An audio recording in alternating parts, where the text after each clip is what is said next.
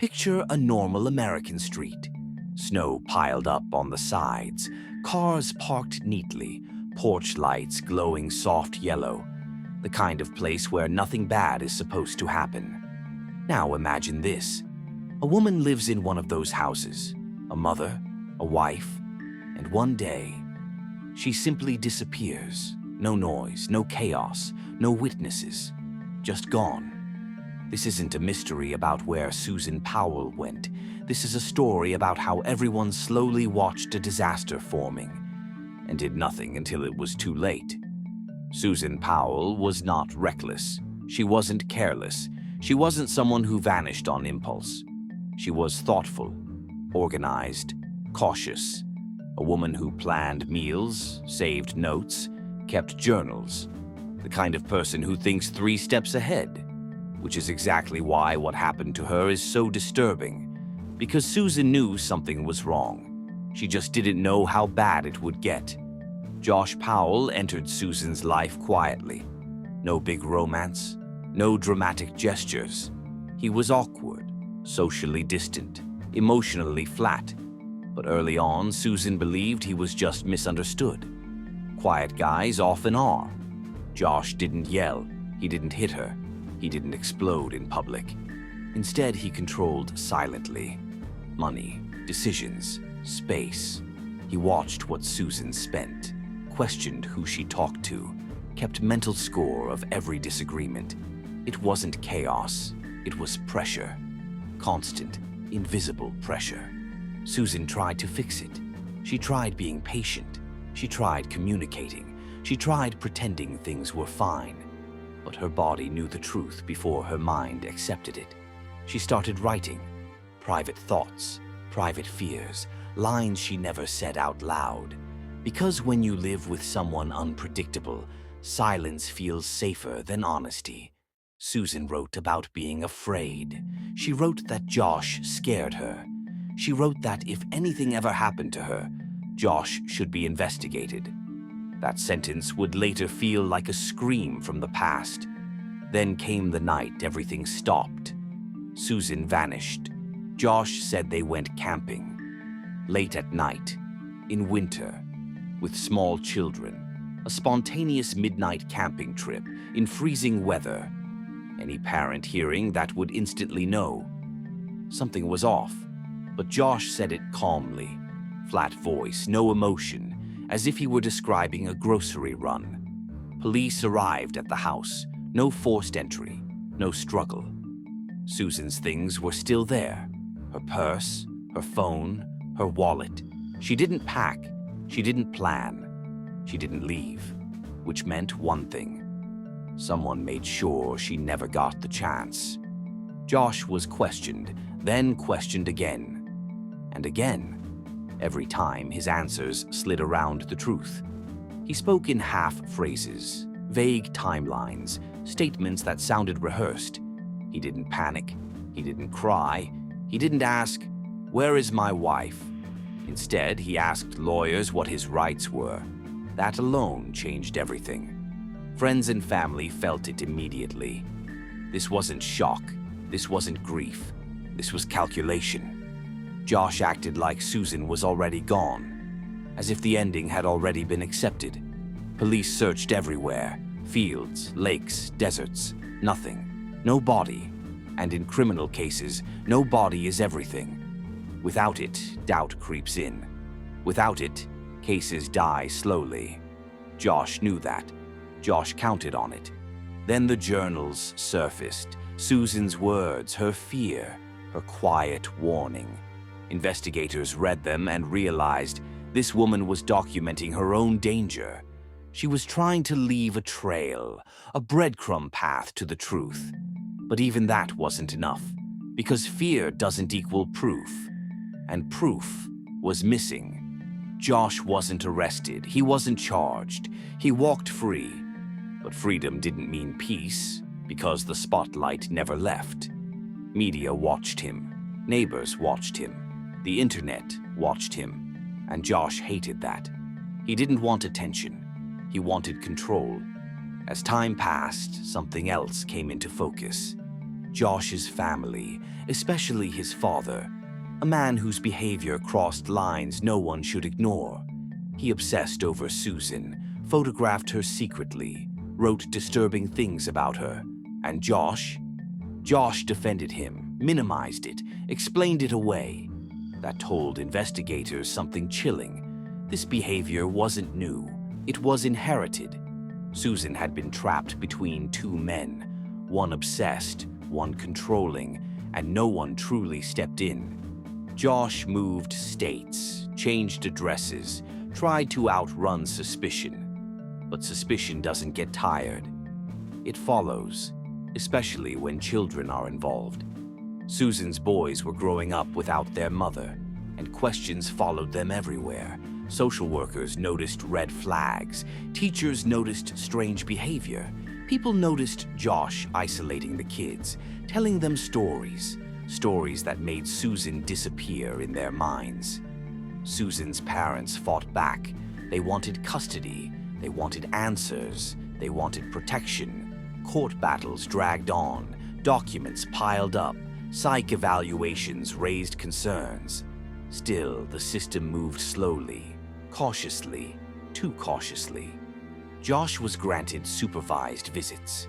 That word again, supervised, which meant authorities knew he was a risk.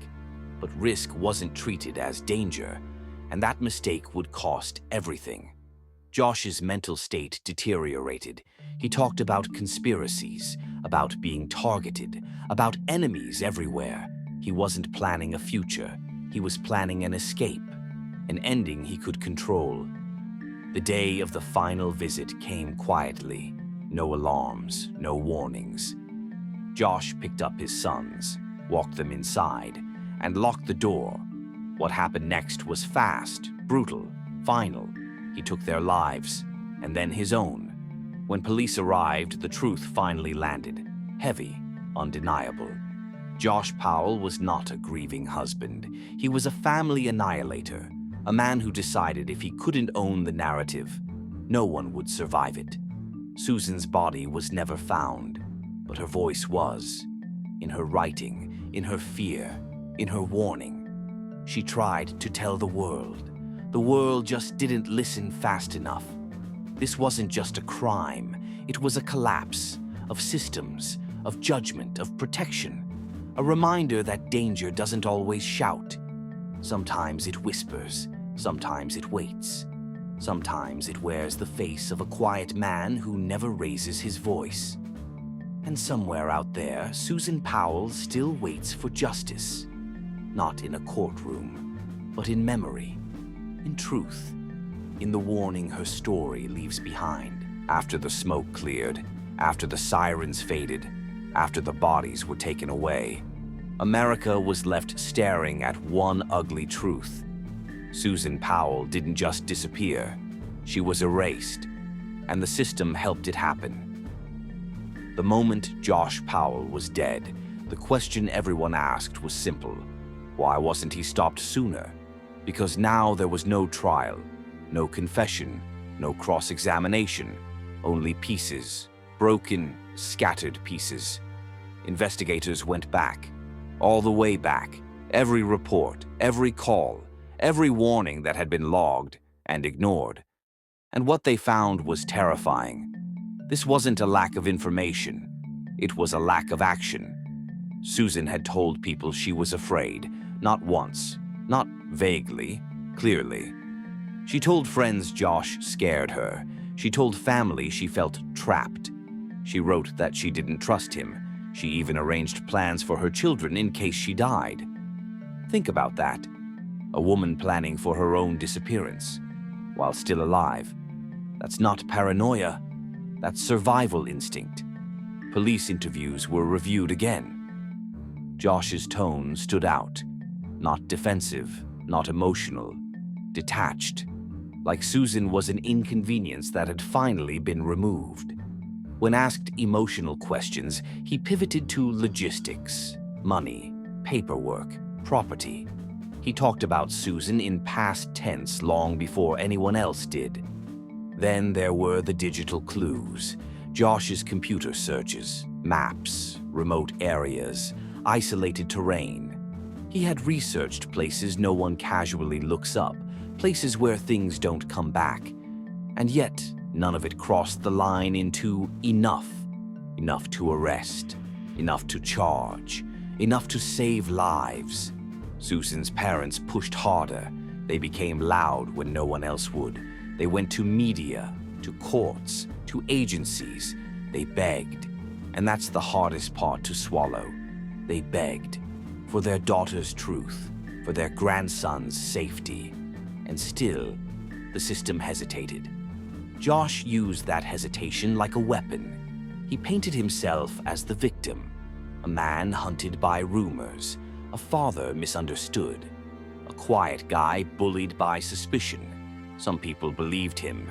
That's the scariest part. Because monsters don't always look like monsters.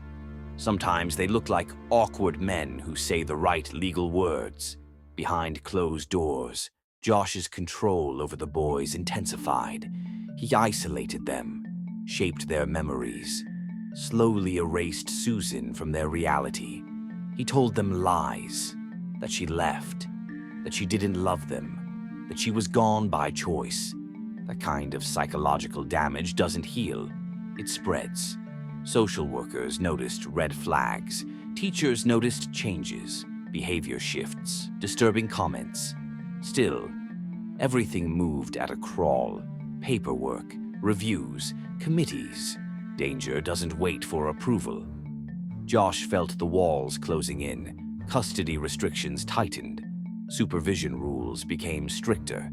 He wasn't losing control slowly, he was losing it all at once. And for a man like Josh Powell, that was unacceptable.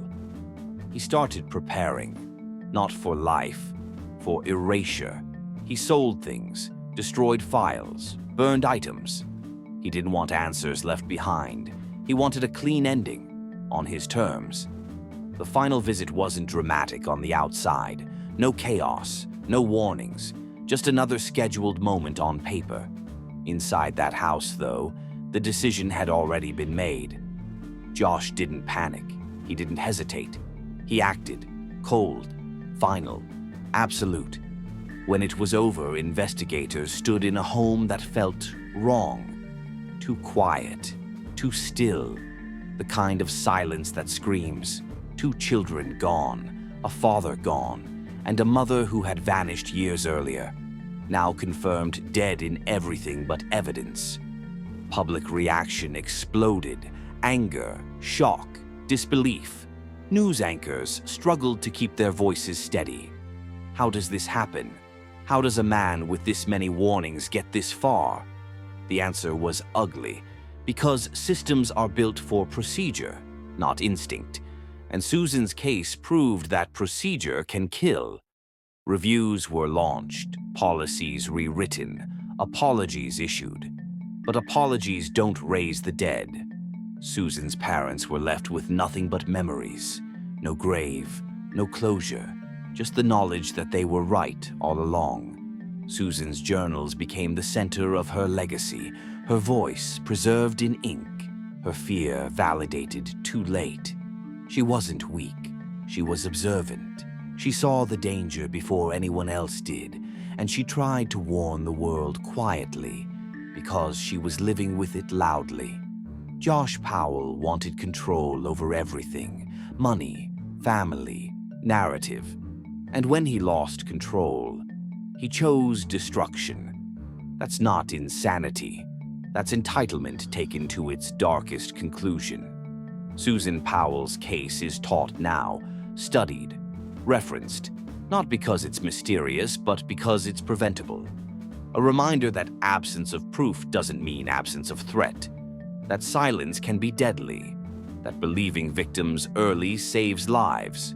Somewhere, Susan's remains may still rest unseen, but her truth is visible everywhere, in policy changes, in warnings, in the names of children who never grew up. Her story didn't end when Josh died. It started there. Because the real horror of this case isn't that Susan disappeared, it's that she told everyone exactly who would do it. And still, no one stopped him. A quiet house, a missing woman, a family destroyed. This wasn't fate, this was failure, and Susan Powell paid the price for it.